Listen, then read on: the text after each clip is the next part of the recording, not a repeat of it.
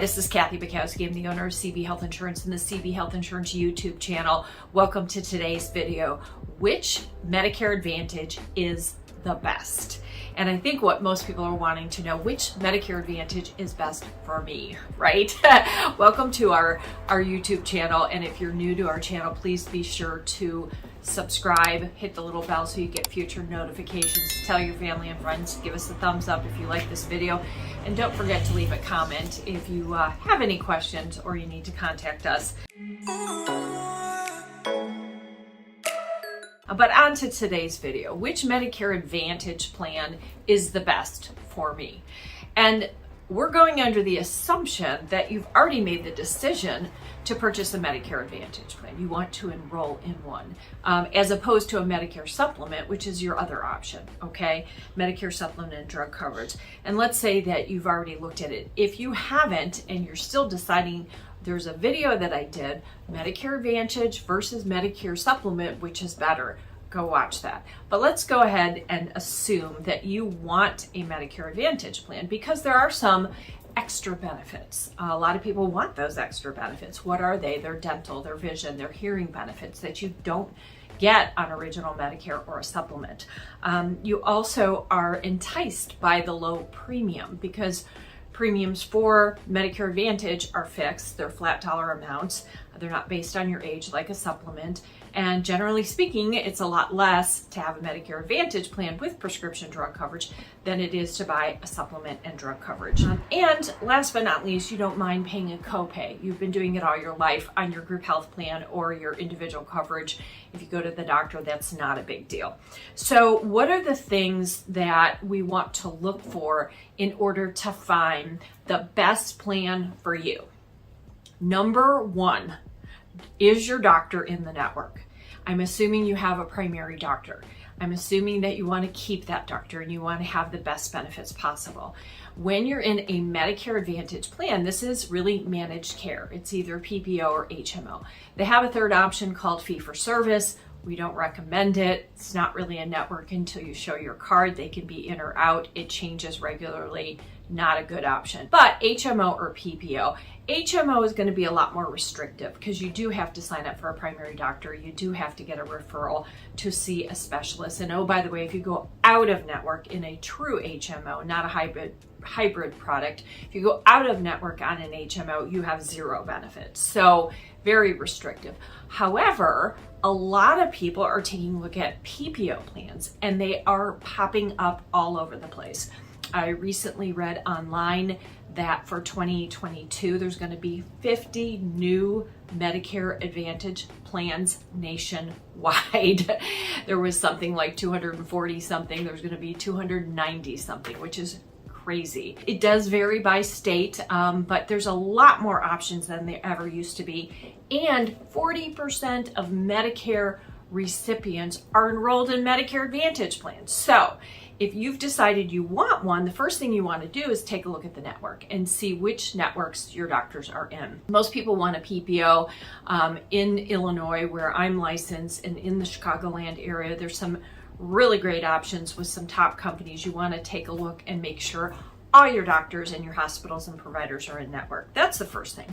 Number two, the thing I would look at is what is the maximum out of pocket? What's the worst case scenario? If I end up with a huge claim, $50,000, $100,000, $1 million, what am I on the hook for? Because Medicare Advantage plans work very much like your group health insurance plan or your individual coverage. They have copays when you go for services. There are copays when you're hospitalized. There are copays when you have a test done. But there is a maximum out of pocket per calendar year. And so these can run anywhere from $4,000 and I've seen as high as $8,000. Now the government sets a limit that it can't go over, and I think for 2022 it's over $8,500. I'm not sure what it is, but you do want to shop and look at a plan that has a low overall out of pocket. The third thing you want to look at is, what is there a deductible on the RX? So Medicare Advantage with prescription drug coverage is what you want. MAPD, that's the acronym. Medicare Advantage with prescription drug coverage. There are MA plans out there. If you are not a veteran and you don't have VA benefits through where you can get your prescription drugs through the VA, you don't want an MA product. You want an MAPD product with prescription drug coverage. Now, just like a standalone drug coverage Part D, Medicare Part C, they can have a deductible, and the deductible can be waived on Tier 1, Tier 2, or they can have zero deductible. Clearly, the best plan is to have zero deductible, but some of them will have maybe not the maximum deductible, but slightly less. So that's the first thing to look at. Is there a deductible if I fill a prescription?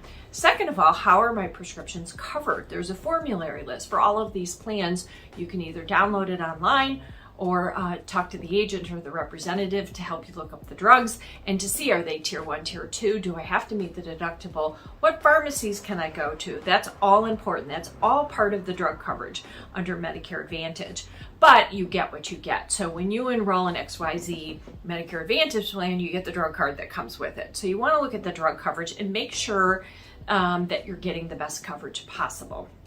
The fourth thing that I would look at is, what are the copays? If I go see a primary doctor, am I paying $0, which some plans have? And oh, by the way, if you're in a PPO, remember, you don't have to sign up for a primary care doctor. You just go to any, now they do want to ask you who your primary care doctor is, but you can go to anybody in network. Typically, there's going to be a copay if you see a specialist. But some plans do have copays for a primary doctor.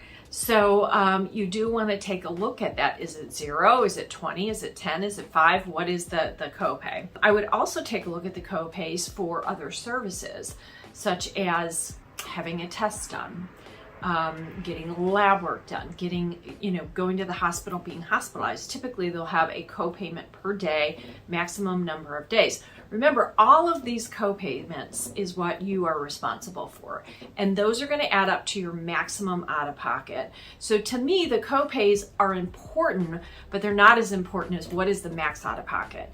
If there's a plan out there with a very low premium and low out-of-pocket, $0, $50, max out-of-pocket of $4,000, versus a plan that is $0 or $50, max out-of-pocket of $8,000, which is better? Do you want to be on the hook for $4,000 or you want to be on the hook for $8,000?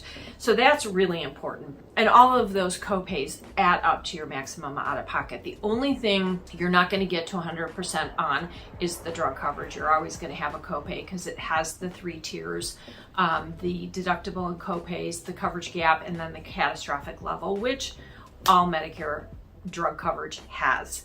Last but not least, well, I guess we should mention the premium. The premium is going to be important, right?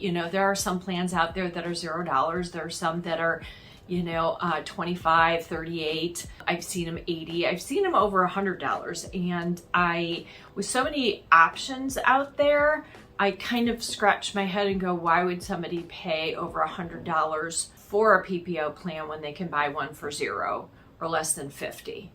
So you have to look at those benefits. Last but not least, want to take a look at how are you covered if you travel throughout the United States. A lot of individuals have family or friends in other states. They might have a second home here in Illinois. People go to Wisconsin, they go to Michigan, they go to Florida. They have kids on the East Coast, the West Coast. They have family all over the place. How are you covered when you travel outside of the service area? Because typically these networks, you have to live in a certain area in order to buy them. The networks are regional. The question is, do you have access to a nationwide network? And what happens when you travel? Are you going to have to jump through a lot of hoops? You have to call a toll-free number and let them know you're traveling. What happens when it's not an emergency? Typically in an emergency, you're going to be covered anywhere in the US. But let's say you're an extended stay. COVID hit last year, and let's say that you were traveling and you're kind of stuck and you don't want to go anywhere, but you need routine care. It's not emergency care. How are you going to be covered under those Medicare Advantage plans? So, which is the best Medicare Advantage plan? Well, that depends. Assuming that you want to have a Medicare Advantage plan, I would guess that a PPO is better than an HMO.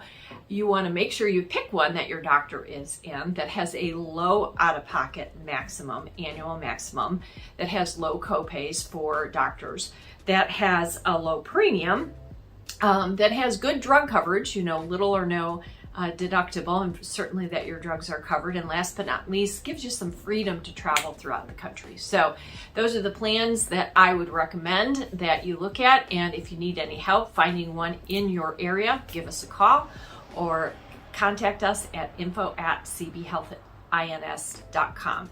Thanks for watching. This is Cathy Bukowski. Don't forget to subscribe, tell your family and friends. Until next time, we'll see you later.